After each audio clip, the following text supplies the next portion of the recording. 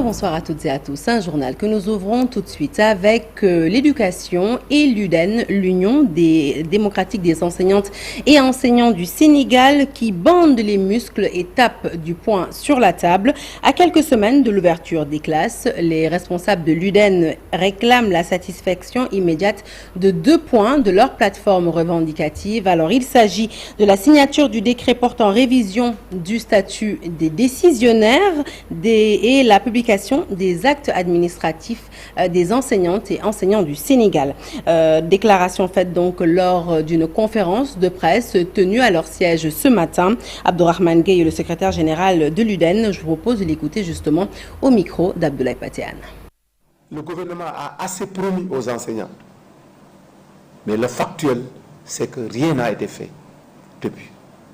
Et je crois que si vous écoutez les enseignants, vous comprendrez que le seul mot qui vaille aujourd'hui, c'est que l'année prochaine, rien ne sera toléré si la question n'est pas réglée. Et à chaque fois que nous constatons que voilà une situation qui peut, en tout cas, provoquer la perturbation du système, il nous faut, en tout cas, parler avec qui de droit. Nous l'avons fait avec notre ministère utilisateur, nous l'avons fait avec notre ministère, le ministère de la fonction publique, et aujourd'hui, il est bon que nous ouvrions en tout cas à l'opinion pour que personne n'ignore que l'UDEN quand même a assez patienté et a assez attendu. Je crois que la carrière des enseignants est plombée par cette lenteur administrative-là, qui nous coûte excessivement cher. Il a fait des annonces de pompe avec la digitalisation, mais malgré cette volonté en tout cas manifestée par les gouvernants, il n'en demeure pas moins vrai que les questions sont toujours au point de départ. Donc il nous faut trouver d'autres alternatives pour que, essentiellement, les questions de préoccupation des enseignants que nous sommes soient réglées. Allez, nous reparlons du réaménagement ministériel opéré, vous le savez, par le président de la République le week-end dernier, après la nomination de Daouda Ngom comme ministre de l'Enseignement supérieur. L'intersyndicale des travailleurs des universités hausse le ton. Ces derniers remettent sur la table la lancinante question du paiement des indemnités de logement. Ahmad Diallo et leur coordinateur, nous l'écoutons avec Ousseynou Diop. Nous prions que l'engagement du chef de l'État allant dans le sens de payer l'indemnité de logement, ça c'est un dossier béton qu'il a trouvé sur sa table, avec tous les efforts que le professeur Dr Abdourahmane Diouf a eu à faire pour la réalisation de l'indemnité de logement dans les universités et centres des œuvres et dans les ISEP. Et aujourd'hui, il a hérité ce dossier qui est sur la bonne voie de réalisation donc, de l'indemnité de logement. Nous l'appelons le professeur Daouda Ngom à matérialiser la volonté du chef de l'État et du gouvernement. Parce qu'au niveau des universités sénégalaises, les enseignants bénéficient d'office, tous les enseignants bénéficient d'office de l'indemnité de logement. Certains d'entre nous, dans notre corps, bénéficient de l'indemnité de logement. Ça, c'est non négociable parce que c'est la volonté du président de la République. Je peux l'annoncer en titre, Abbas Fall, officiellement installé dans ses fonctions de maire. Il a donc été installé par le préfet de Dakar. Son élection par le conseil municipal, vous le savez, a eu lieu le 26 août dernier. Abbas Fall prend ainsi le relais des mains de Ngoné Meng, maire intérimaire depuis décembre 2024. Je vous propose justement de suivre Madame Ngoné Meng qui s'est félicitée de l'accompagnement du conseil municipal. La voici. 13 décembre 2024. Tous les regards sont fixés sur la ville de Dakar. Nombreux sont ceux qui s'attendaient à ce que le conseil municipal vole en éclats, qu'il y ait des déchirements, qu'il y ait des disputes, qu'il y ait des bagarres, et même la possibilité d'une installation d'une délégation spéciale. Mais alhamdoulilah, les conseillers municipaux que nous sommes, conscients de l'importance de la mission que nous devons accomplir, se sont donné la main, se sont serrés les coudes pour installer la stabilité, la paix, la cohésion, la convivialité dans ce conseil municipal.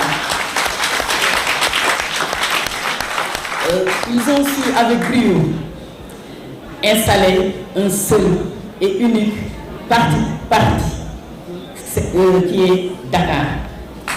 Nous venons certes d'obédiences politiques différentes, mais alhamdoulilah, tout le monde en a mis du sien pour préserver ce que nous ne pouvons pas départager, l'intérêt des Dakarois.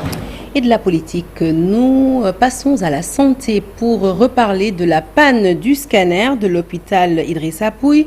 Les assurances du directeur à propos de sa réparation et de sa remise en marche prochaine n'ont apparemment pas suffi à calmer les ardeurs du personnel. Ces syndicalistes réclament une enquête judicieuse sur les acquisitions des marchés opérées justement sous la supervision de l'ancienne direction. Le point, c'est avec Pape Faraning. L'hôpital Idrissa Pouye de Grand-Yoff est mal en point. La cause, une panne du scanner. Pire encore, cette panne est répétitive selon les techniciens. La situation ne date pas d'aujourd'hui. Ça fait presque 2 ans qu'il y a des pannes récurrentes. Tout à l'heure, j'étais en train de discuter avec un collègue pour lui dire que moi ce que j'ai constaté, en tout cas, il y a plus d'une quarantaine de pannes de ce même scanner. Il ne reste pas 1 semaine, 2 semaines ou même voire 1 mois, il n'y a pas de panne. Plus de 70 personnes impactées par jour, une situation difficile pour tout le monde, mais le directeur rassure. Le scanner ou bien les examens scanographiques de OGIP, c'est à peu près 50 patients que nous prenons par jour. Ça, c'est uniquement le programme réglé, sans compter les hospitalisés et les urgences. Mais aujourd'hui, cette panne dépasse Carrefour et Carrefour a fait appel à son fournisseur, le fabricant, qui est basé à l'extérieur, Fujifilm, et qui, je vous assure que dans la semaine, Fiji va nous amener la pièce défectueuse, mais également un ingénieur qui sera là pour effectivement mettre en marche le scanner. CERSEC fustige l'acquisition du marché et la qualité du matériel. Pour le directeur, des solutions sont en train d'être trouvées. Mais là, je donne l'impression que c'est de l'habillage. Mais ce n'est pas du matériel neuf. Je pèse bien mes mots. Nous demandons qu'une enquête judicieuse. Je ne dis pas que c'est l'actuel directeur. On n'a qu'à aller chercher l'ancien directeur et ses acolytes qui avaient fait cette commande. Ce n'est pas unique. On nous a même acheté. Il n'y a pas de mammographie dans cet hôpital. Est-ce que vous savez ça? Que nous ne sommes pas restés les bras croisés. Nous sommes en train de tout faire pour redémarrer ce scanner. Mais aussi, nous avons fait un montage. Nous avons fait un montage financier qui aujourd'hui est sur la table du ministre de la Santé et de l'Action sociale pour un crédit bail qui va nous permettre d'acquérir un autre scanner de 64 barrettes. Donc du coup, avec 2 à 3 scanners fonctionnement au niveau de l'OGIP, ça permettra d'assurer la continuité de travail. Certains réclament une enquête pour éclairer la lanterne des Sénégalais sur cette situation. En attendant, les malades qui ont des moyens vont voir les privés. Les autres continuent de souffrir. Allez, intéressons-nous à présent à cette opération de contrôle menée par le service d'hygiène, le capitaine Idrissa Ndiaye notamment, qui a exprimé son inquiétude face à la situation alarmante des normes d'hygiène dans certaines boutiques. Accompagné de ses agents, il a effectué une descente sur le terrain pour inspecter certains établissements qui ne respectent pas les critères sanitaires et sécuritaires requis. Le commissaire a souligné l'importance de garantir la santé publique et a annoncé des mesures strictes pour remédier à cette situation. Je vous propose de l'écouter au micro de Pape Djibril Gueye. Nous avons lancé une série d'activités essentiellement concentrées autour du contrôle des boutiques qui sont en train de faire une pratique qui est un peu décriée également par les populations. Donc c'est le fait de transformer carrément les boutiques en gargotes. Il y a des difficultés à 3 niveaux. Donc le premier niveau, c'est surtout sur le plan sécuritaire. Parce que si vous connaissez un peu ce qu'on appelle le triangle du feu, donc tout est réuni ici, vraiment pour que des incidents ou bien des incendies puissent se produire en réalité. Parce que nous avons le comburant, nous avons le combustible, mais également nous avons la source d'activation qui sont un peu réunis au niveau de ces boutiques-là. Au plan sanitaire, parce que dans ces endroits-là, on constate avec la cohabitation des denrées alimentaires, la présence d'insectes. Comme on le sait, souvent sont à l'origine de pratiquement une trentaine de maladies qu'on retrouve au niveau des structures de santé et des locaux. Vous voyez qu'il y a beaucoup d'insalubrité constatée dès l'instant que cette activité est greffée dans la vente des denrées alimentaires. C'est de faire des amendes dissuasives, des amendes forfaitaires, la verbalisation pour que ces gens puissent vraiment arrêter ce genre d'activité. À Rufisque, la ministre de la Famille et des Solidarités s'est enquis de l'état d'avancement des travaux du boulevard Maurice Gueye et de la fermeture du canal de l'Ouest. Ce programme porté par le Promoville vise à améliorer la mobilité, renforcer plutôt le système d'assainissement et améliorer le cadre de vie des populations de la vieille ville. Le coût du projet est évalué à plus de 27 milliards de francs CFA. Écoutons Madame Maïmouna Dieye, ministre de la Famille, au micro d'Abdou Diouf Diagne et d'Ahmadou Bamba Samb. Ils ont réussi vraiment à avancer sur l'exécution des travaux de voirie d'abord, mais aussi les travaux liés au canal, le drainage d'eau des pluies, mais surtout aussi cette station de pompage qui a été réalisée, qui permet d'évacuer l'eau en forte période de marée haute, qui peut causer parfois des désastres, mais surtout aussi en même temps permettre d'évacuer l'eau qui reste donc stagnante, une eau qui pouvait amener beaucoup de problèmes, surtout liés à la santé, parce qu'ils nous disent, les populations qui sont là, que par rapport aux moustiques qui étaient là, qui proliféraient, et sur le plan du cadre de vie aussi, nous voyons que non seulement le canal est couvert, mais il y aura un aménagement après qui permettra aux populations non seulement de pouvoir exploiter cet espace, mais aussi d'avoir un cadre de vie conséquent. Ce qui reste maintenant, c'est le reste, c'est le suivi. Le suivi, la maintenance. La maintenance parce que ce genre de projet a nécessité plus de 27 milliards. Donc on ne peut pas... C'est une nouvelle tournure dans le contentieux qui oppose la CBAO à Bocar Samba Dièye. La banque réclame au vieil opérateur économique la somme colossale de 2,6 milliards de francs CFA suite à une lettre de crédit jugée fausse. Face à la presse cet après-midi, Bocar Samba Dièye a lancé un appel désespéré au chef de l'État Bassirou Diomaye Faye pour une audience, demandant ainsi à l'État de s'impliquer dans le dossier pour éviter l'irréparable. Je vous propose d'écouter tout de suite son porte-parole, Famara Ibrahima Sissé, qui nous en dit plus au micro de Modou Diop. Le compte que détenait Bocar Samba Dièye à la CBAO. La CBAO avance que ce compte a généré pour elle 2,6 milliards en guise d'ajout.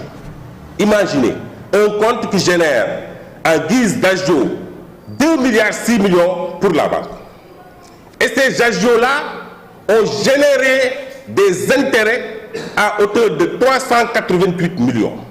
Ce qui veut dire que ex nihilo, la banque a débuté de 2,394 millions le compte de Bocar Samba Dièye injustement.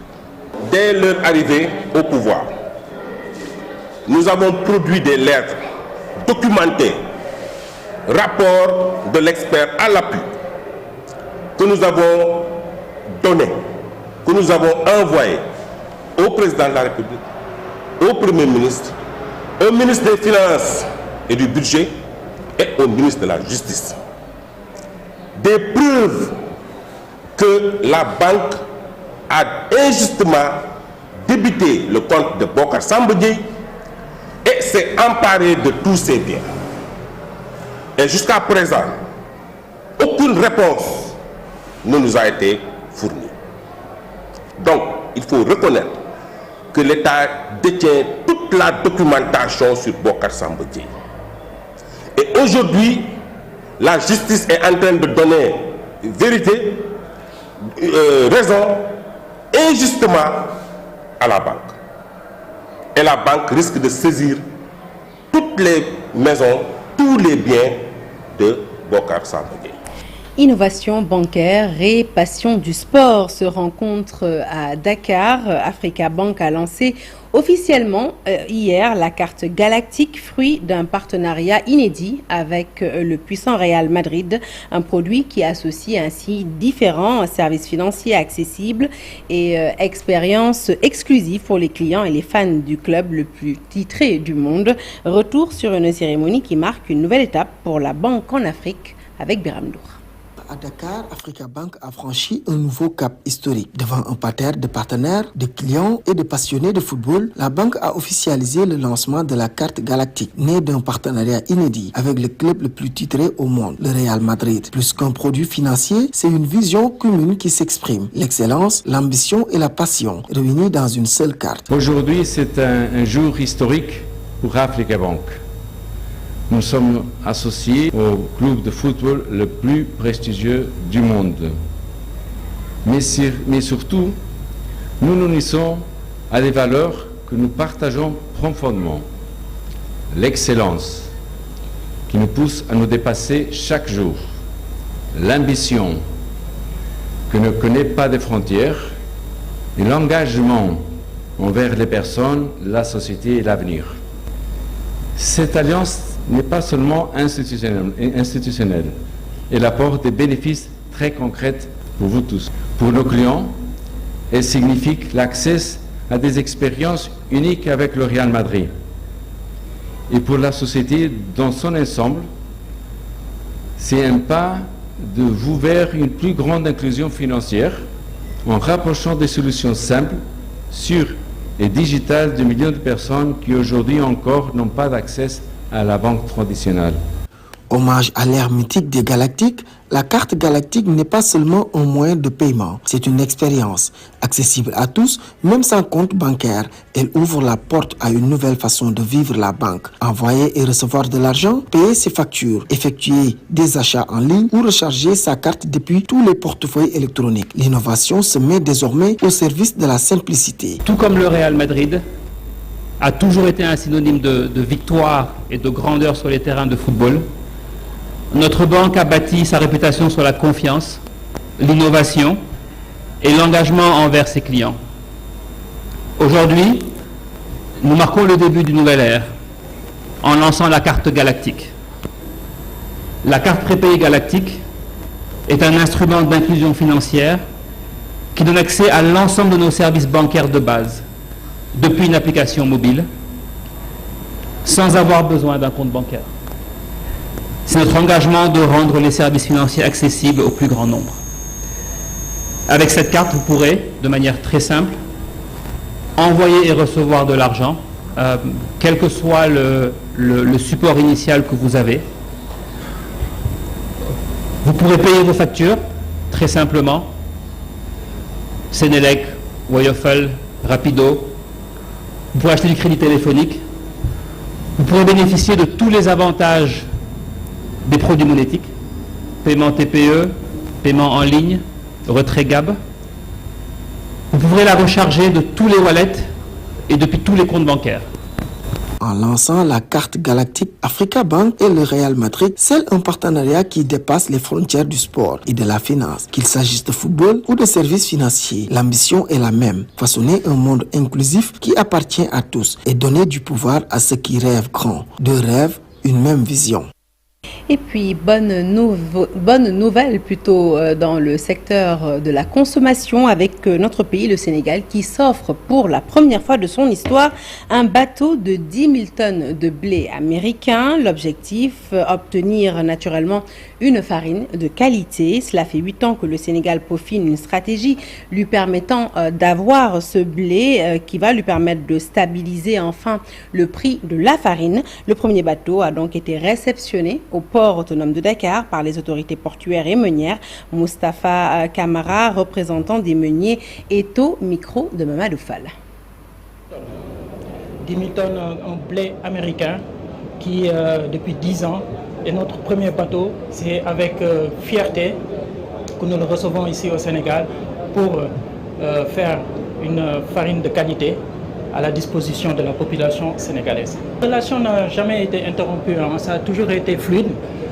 c'était pas facile de ramener du blé américain au Sénégal. Pourquoi? Pour deux raisons. Déjà, nous avons la distance et aussi le prix.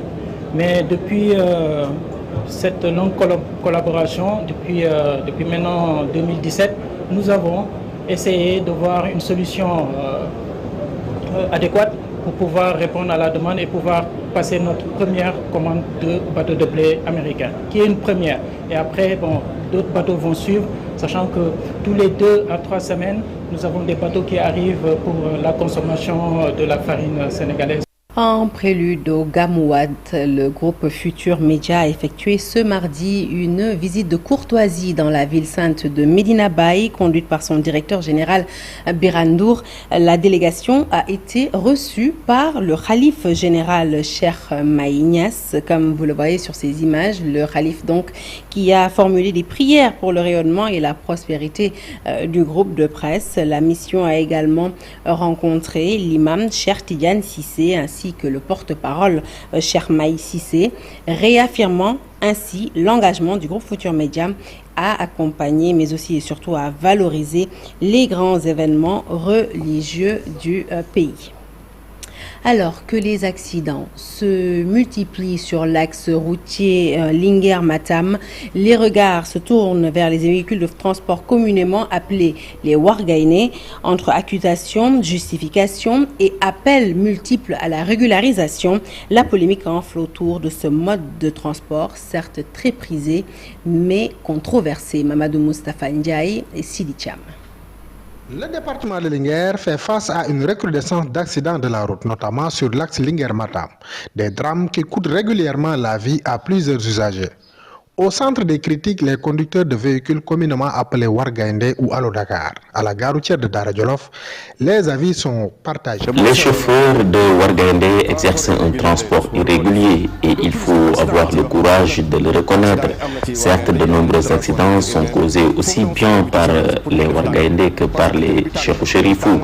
Mais au-delà des accusations et des rivalités, j'en appelle à la responsabilité de tous les chauffeurs. Accident yi li ñuy bari pour nga dégg ci Wargaïndé boo xam dafa daanu waaw wala muy lor ay bakkan tamit yaakaar naa bëriwul. Rencontrés dans un garage mécanique, certains conducteurs rejettent en bloc les accusations. Selon eux, il est injuste de les rendre responsables de nombreux accidents sur cette route. Perdre une vie dans un accident de la route est une douleur insupportable pour les familles. C'est pourquoi nous devons chacun à notre niveau faire preuve de prudence, de discipline et de conscience professionnelle pour préserver des vies humaines et éviter ces drames. Le président de la gare routière estime que les véhicules Wargaïnés ne sont pas en règle. Il appelle l'État à intervenir, à prendre des mesures coriaces pour régulariser ce mode de transport. Transport interurbain bi mu am lo xamné état bi tek nañu ko ñu nangul ko muy wañu suñuy place. C'est pourquoi ces acteurs méritent davantage de considération.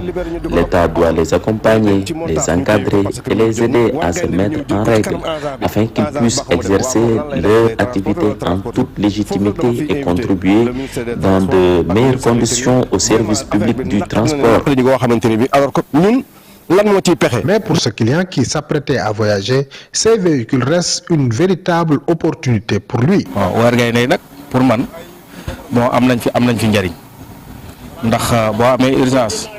cas d'urgence, les Wargaïndé se révèlent souvent d'une grande utilité, contrairement à d'autres véhicules fréquemment impliqués dans des accidents. Ils assurent une réponse rapide aux besoins des usagers. Au-delà de leur rôle social, ce secteur constitue une véritable alternative au chômage pour de nombreux jeunes. La plupart de ces chauffeurs possèdent leur propre véhicule, ce qui représente non seulement une source d'autonomie pour eux, mais aussi un avantage pour l'État qui bénéficie d'une flotte déjà disponible.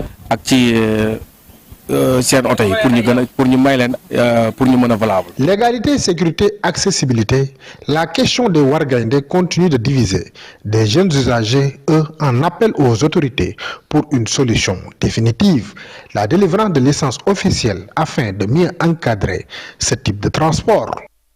La page des sports à présent au sommaire de cette page des sports, du football, de l'athlétisme, de la lutte. Mais tout de suite, nous démarrons par le football. Lendemain de victoire du Sénégal face à la République démocratique du Congo, le peuple congolais semble surpris du résultat et se pose toujours des questions dans un climat assez tendu. La surcommunication justifie peut-être la grosse déception.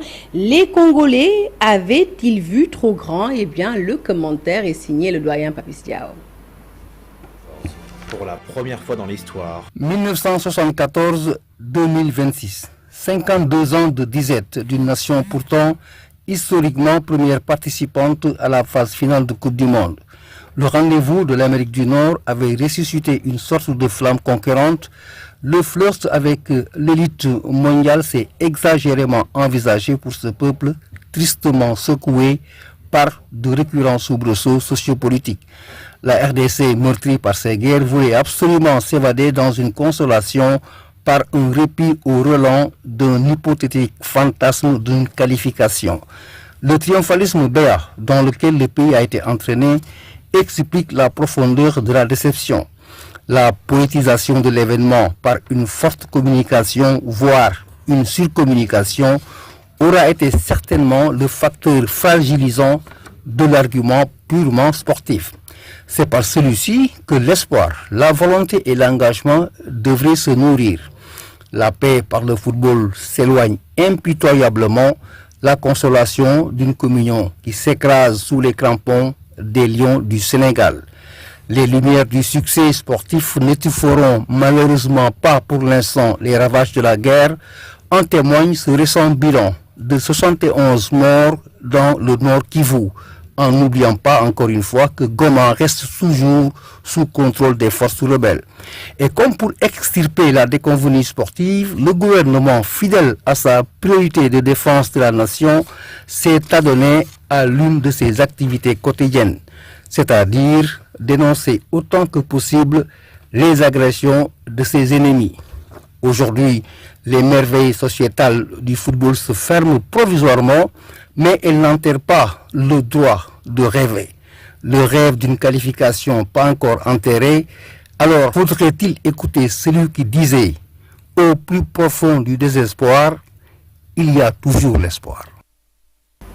Le succès des Lions face aux Léopards du Congo, c'est aussi l'œuvre du sélectionneur national Pape Thiaw, le coach qui se savait attendu à ce rendez-vous crucial et qui a répondu présent par sa lecture de jeu mais aussi son coaching qui ont impacté naturellement le résultat final. Chertidiane Diao. Il a réussi son test grandeur nature. Le défi était immense pour le champion d'Afrique des Nations avec les Lions locaux.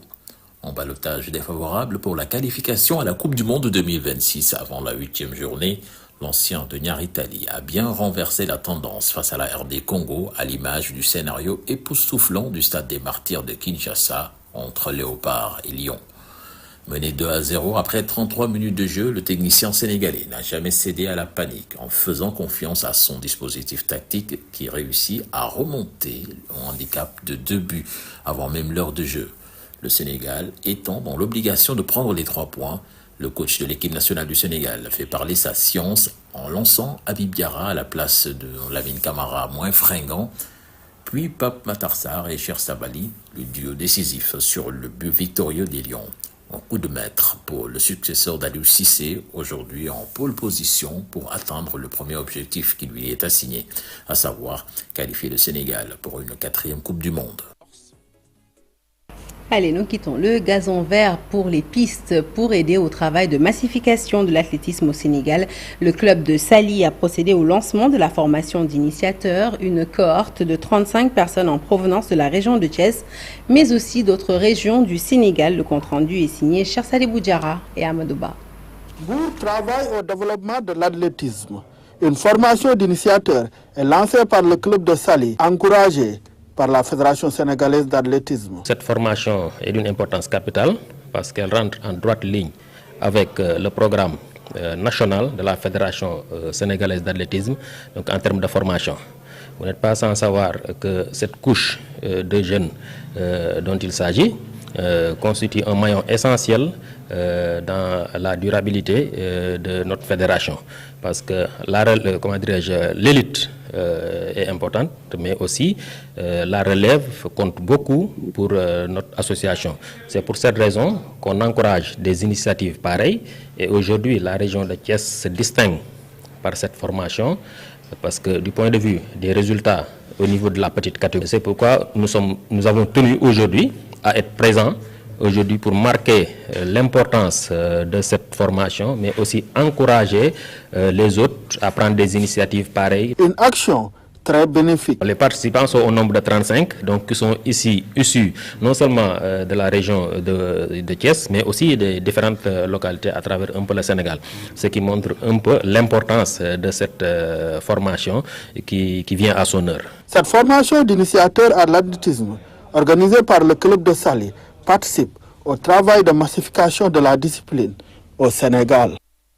Allez, pour en finir avec le sport, parlons de ces lutteurs en activité qui font front contre une éventuelle fédération de lutte au Sénégal. Ils réclament plus de concertation et une autonomie pour la lutte avec frappe. Suivons Gris Bordeaux et Modulo qui étaient aujourd'hui en conférence de presse compte rendu.